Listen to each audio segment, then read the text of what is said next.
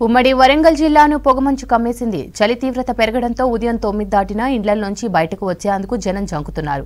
రోడ్లను దట్టమైన పొగమంచు కప్పేయడంతో దారి కనిపించక తీవ్ర ఇబ్బంది పడుతున్నారు వాహనదారులు. హెడ్ లైట్స్ వేసుకుని ప్రయాణం కొనసాగిస్తున్నారు వాహనదారులు.